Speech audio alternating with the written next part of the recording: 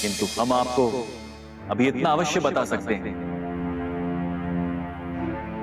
कि हनुमान एक बालक द्वारा एक फल को खा लेने और उसकी मां के द्वारा उसे ढूंढे जाने का दंड जानना चाहते। वो ये जानना चाहते हैं कि एक फल खाने का परिणाम क्या हो सकता है।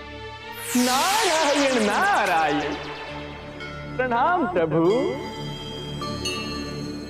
प्रणाम माते। प्रणाम देवर्षि। प्रभु आप मुझे इस प्रकार क्रोधित दृष्टि से क्यों? क्या मुझसे कोई त्रुटि हुई है प्रभु?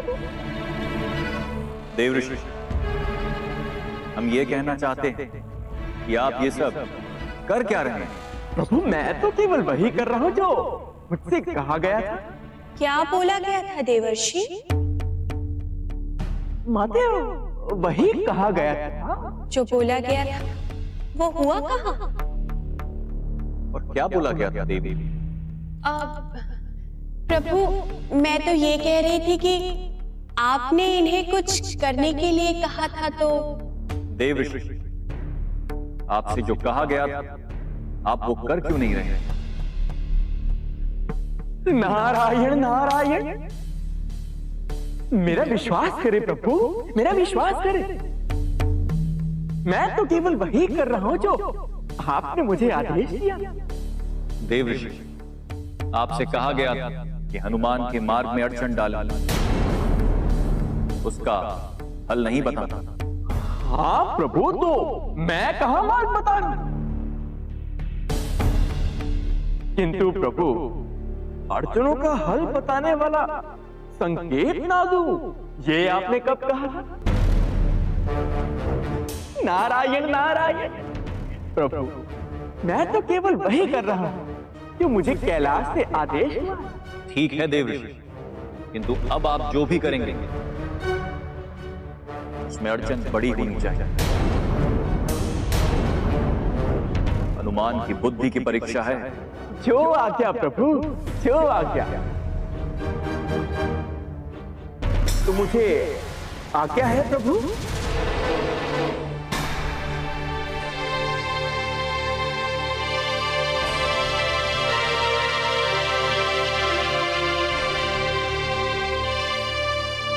नारायण नारायण। प्रभु हनुमान के मार्ग में आप अड़चन डलवा रहे हैं? नहीं देवी, ऐसा विष्णु लोक का आदेश। तो क्या ये प्रभु विष्णु जी की लीला है? नहीं देवी, ये तो लीला का एक भाग माना। प्रभु देवर्षि नारद आगे क्या करने वाले हैं? हमें क्षमा करें देवी, किंतु अभी हमें केवल इतना ही बताने का आदेश है। प्रभु आप विष्णु जी को ध्याते हैं और वो आपको। मैं तो यही नहीं समझ पाती कि भक्त और भगवान दोनों एक साथ कैसे हो सकता है कोई? यही तो लीला है देवी। पता नहीं क्या लीला चल रही है और नारद जी न जाने क्या करने वाले हैं हनुमान के साथ। आप जब तक स्वयं नहीं बताएंगी कि आपने भी नारद को हनुमान की सहायता पर लगा रखा है, हम भी आपसे इसी प्रकार क्रीड़ा करेंगे देवी।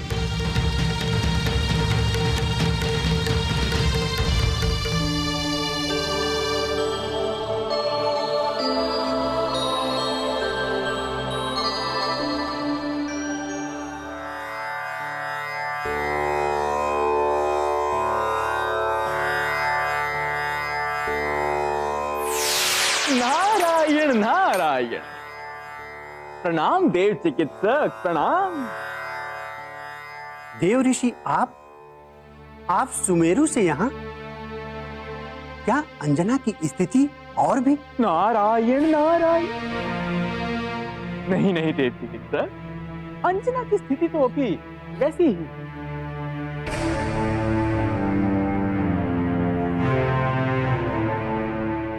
मैं अभी ये विस्मारक लेकर जा ही रहा हूं, जिससे अंजना की देह पर हलाहल विष का प्रभाव धीमा पड़ जाएगा। किंतु धन्वंतरी जी, मैं आपको एक सूचना देने आया ताकि आप अपना समय किसी अन्य कार्य में भी लगा सके। नारायण नारायण। मेरा समय? सूचना? कैसी सूचना देव ऋषि? नारायण नारायण। आप अभी सुमेरु ना जाएं धन्वंतरी जी। आप श्रावण में जनमानस को नवीन रोगों से बचाने वाली औषधि तैयार की। ये आप क्या कह रहे हैं देव ऋषि? आप ही ने तो महाराज केसरी के समक्ष मुझे कहा था कि मैं अपनी दवाइयां और औषधियां लेकर सुमेरु जाऊं, और अब आप कह रहे हैं कि आप सुमेरु ना जाएं धन्वंतरी जी, क्योंकि हनुमान के आने में अभी बहुत समय शेष और आपका कार्य नारायण नारायण, आपका कार्य भी तो अति आवश्यक है ना धन्वंतरी जी। यदि आप इसी प्रकार सारा समय केवल अंजना की शुश्रूषा में लगे रहेंगे तो मानव कल्याणकारी औषधियां कौन बनाएगा धन्वंतरी जी? नारायण नारायण। मैं कुछ समझा नहीं देव ऋषि, आप कहना क्या चाहते हैं? एक ओर आप कुछ कहते हैं, दूसरी ओर आप कुछ कहते हैं। मेरी तो कुछ समझ में नहीं आ रहा है देव ऋषि, आप चाहते क्या? नारायण नारायण। आप समझने की चेष्टा भी मत कीजिए धन्वंतरी जी, क्योंकि मैं स्वयं भी नहीं समझ पा रहा हूं कि मैं क्या करूं और क्या ना करूं, क्या उचित है और क्या अनुचित है। धन्वंतरी जी, मेरे जीवन काल में भी प्रथम बार ऐसा समय आया है कि जब समय भी मेरे समय से अलग चल रहा। धन्वंतरी जी, मेरी आपसे केवल एक ही विनती है कि आप यहीं रुककर औषधियां तैयार कीजिए जो आप जन कल्याण के लिए तैयार करने वाले। वो औषधि तो लगभग अपने अंतिम चरण में है। नारायण नारायण।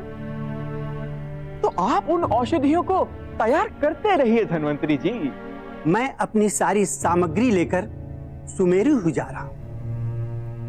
इस प्रकार अंजना की देखभाल भी हो जाएगी और मेरी औषधि भी तैयार हो जाएगी। मैंने केसरी को वचन भी तो दिया है नारद जी, और वचन का पालन ना करना भी तो पाप है। क्या आप मुझे पापी बनाने की चेष्टा में हैं? नारायण नारायण नारायण। धन्वंतरी जी, मैं आपको पाप के सागर में नारायण नारायण। ठीक है धन्वंतरी जी, जैसी आपकी इच्छा।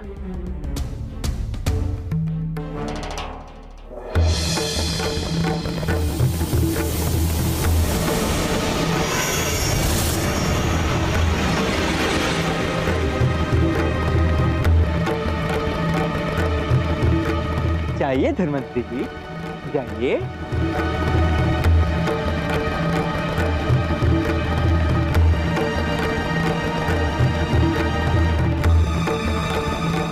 नारायण नारायण।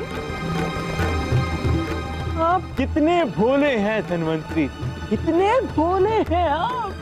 नारायण नारायण।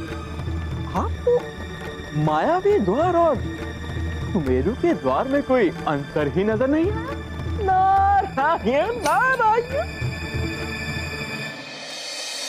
प्रभु, अब ये क्या था? धन्वंतरी जी कहाँ चले गए?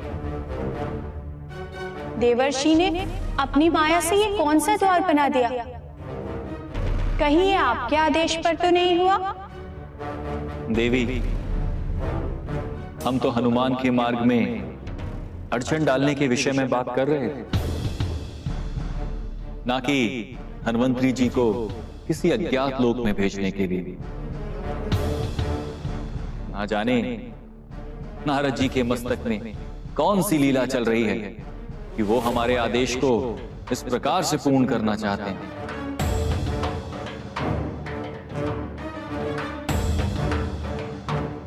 वो ऐसा क्यों कर रहे हैं?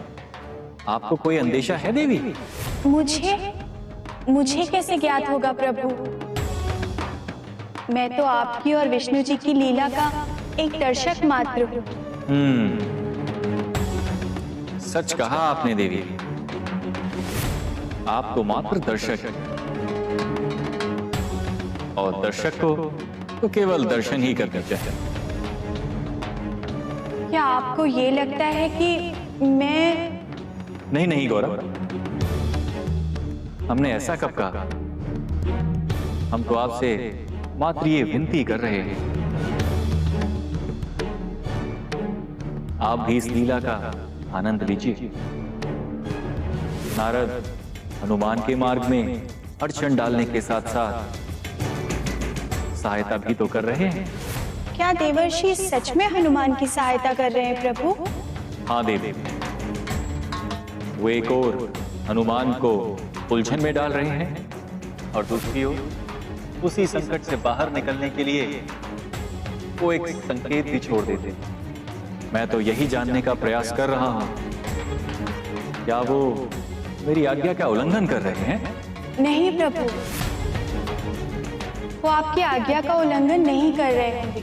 वो चाहते होंगे कि हनुमान की बुद्धि की परीक्षा में वो अपने आसपास के संकेतों को पकड़ पाते हैं कि नहीं। ऐसा ही होना चाहिए देवी, अन्यथा हनुमान की अड़चने समाप्त होने के स्थान पर और भी बढ़ जाएंगी। ऐसा क्यों बोल रहे हैं प्रभु? क्योंकि नारद पर दृष्टि रखकर ही उस अन्य हस्त का पता लगाया जा सकता है जिसके आदेश पर वो हनुमान के लिए संकेत छोड़ रहे हैं।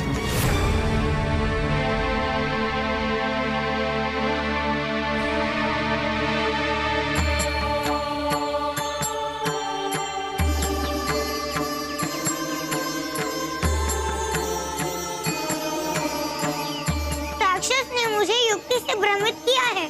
मैं उससे अवश्य खोजूंगा और विजय को इस प्रकार बंदी बनाने का कारण भी पता लगाऊंगा। यदि वो राक्षस है तो बंदी बना क्यों घूम रहा है?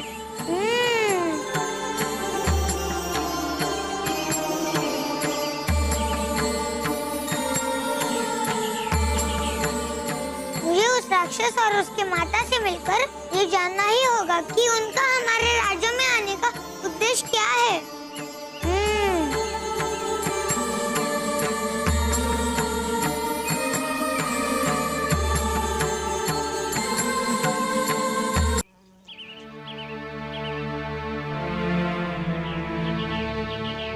मेरी संध्या वंदना का समय भी हो गया है, तो अभी तक मुझे किसी भी सत्य का पता नहीं चल सका। प्रथम मैं प्रभु शिव की स्तुति कर लेता हूँ, तत्पश्चात मैं और कुछ कार्य करूँगा।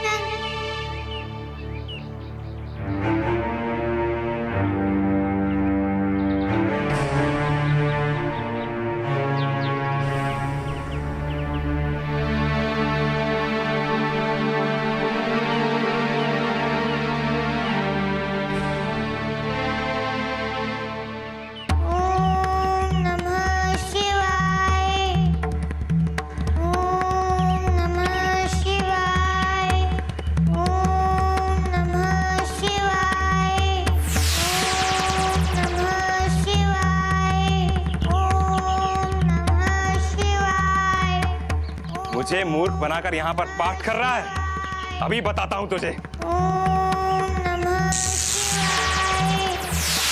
ये क्या करने जा रहे हो पाठ? ये क्या करने जा रहे हो? इसे अपने वश में करने जा रहा हूँ देवर्षि। नारायण नारायण, यदि अभी तुम इस बालक पर प्रहार करोगे ना पाठ, तो तुम्हारी माता की सिद्धि पूर्ण नहीं हो पाएगी। नारायण नारायण। ऐसा क्यों देवर्षि? नारायण नारायण, यदि मेरी बात पर विश्वास नहीं तो प्रयोग करके देख लो। करो प्रयोग करो। किंतु आप मुझे बताएं तो सही। नारायण नारायण। पार्थ, अभी ये बालक प्रभु शिव के ध्यान में है पार्थ। और जब भी कोई प्रभु शिव के ध्यान में होता है तो उस पर किसी भी प्रकार की दुष्प्रवृत्ति का असर नहीं होता पार्थ। तो मैं क्या करूं देवर्षि? प्रतीक्षा करो पार्थ, प्रतीक्षा करो। नारायण नारायण।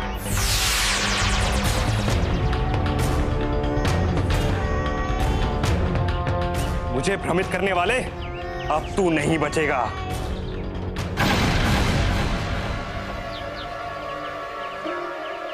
अभी नहीं बंदेव, मेरी स्तुति समाप्त नहीं हुई है। नहीं, मैं तुझे नहीं छोड़ूंगा।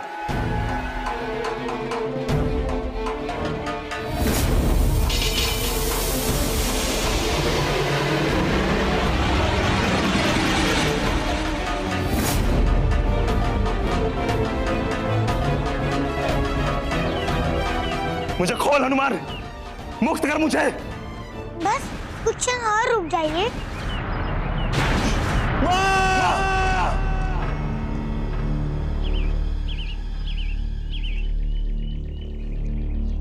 जब तक आपकी माता यहाँ नहीं आती, तब तक आप मुझसे प्रभु शिव के श्रावण की कथा सुनिए।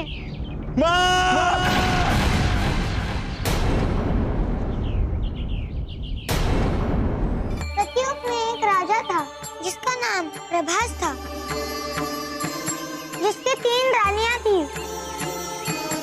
किंतु उस राजा को तीनों रानियों से एक भी संतान प्राप्त नहीं हो रही थी। प्रभु, हनुमान के मुख से आपकी कथा सुनकर बड़ा ही आनंद लग रहा है। हाँ देवी, हनुमान इसी प्रकार हर सोमवार सायंकाल और भोर के समय हमारी कथा कहेंगे, जिससे बहुत से लोगों का मन परिवर्तित होगा और वो सत्मार्ग पे चलेंगे। तो प्रभु, क्या वनदेव अर्थात दुष्टला और उसकी माँ का मन भी परिवर्तित होगा? इसके लिए तो आपको प्रतीक्षा करनी होगी देवी।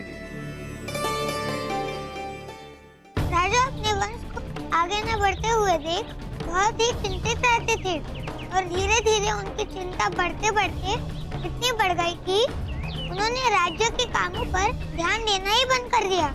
फिर उनके सेनापति ने उनके राज्य पर आधिपत्य कर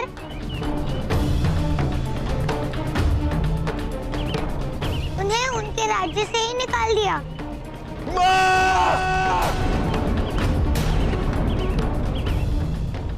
आनंद प्रभु, कितनी प्रभावकारी कथा है ये।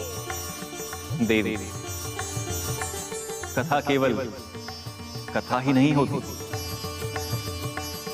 हर कथा में एक मर्म होता है। यदि मनुष्य उस मर्म को पहचान अपने जीवन को उन्नत बनाने के मार्ग पर चले, तो उसके जीवन में कभी कोई कष्ट ही ना। हनुमान की इस यात्रा में उन पर आया हुआ ये कष्ट समाप्त तो होगा ना प्रभु?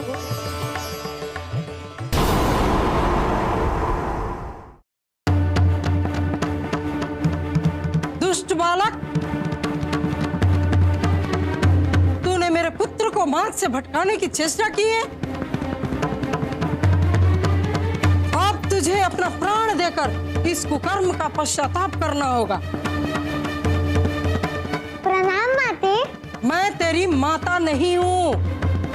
माता, आप जिस प्रकार दुष्टला जी की माता है, उसी प्रकार आप मेरे लिए भी मेरी माता ही है। तुझे कैसे पता? ये वनदेव नहीं दुष्टला है।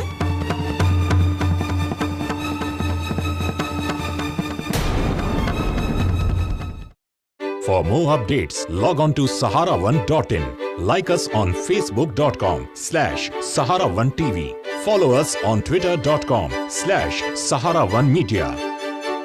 For more updates, log on to sahara1.in. Like us on facebook.com/Sahara1TV. Follow us on twitter.com/Sahara1Media.